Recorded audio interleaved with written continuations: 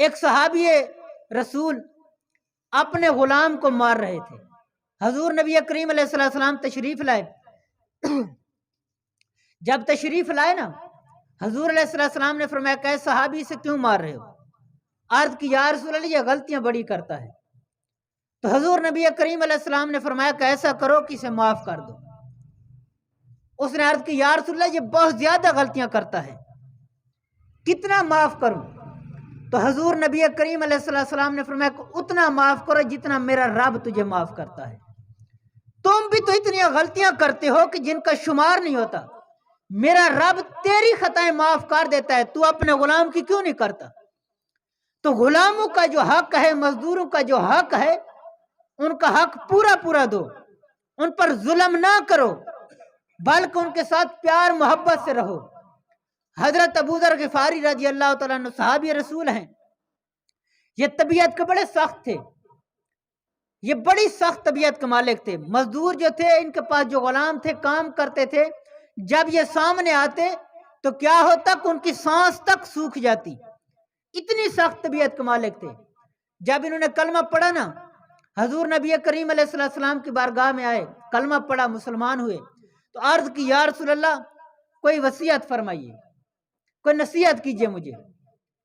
تو حضور نبی کریم علیہ السلام نے فرمایا کہ اے ابو ذر، جو اپنے لیے پسند کرتے ہو اپنے مسلمان بھائیوں کے لیے وہی پسند کرو، اور اپنے غلاموں کے اوپر ظلم و ستم نہ کرنا.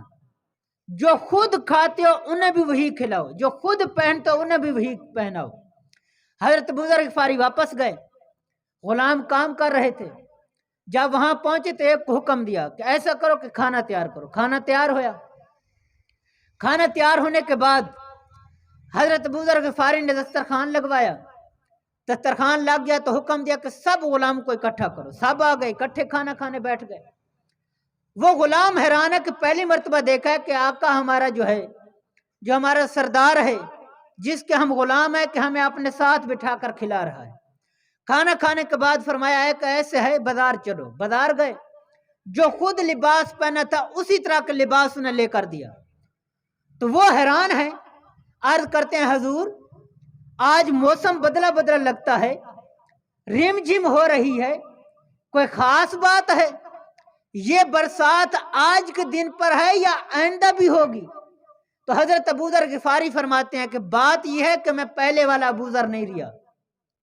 اب میں نے کلمہ پڑھا ہے، جس محبوب کا چہرہ دیکھ کر آیا ہوں اس نے یہ تمہارا حق بتایا کہ جو خود کھاؤ اپنے غلاموں کو بھی وہی دو. تو جو میں خود پہنوں گا تجھے بھی وہی پہناؤں گا، جو خود کھاؤں گا وہی تجھے کھلاؤں گا. تو وہ حیران رہ گئے کہ جو آقا اتنی شان کا مالک ہے، غلاموں کا اتنا خیال رکھتا ہے، وہ دیکھو خود کتنا مہربان ہوگا.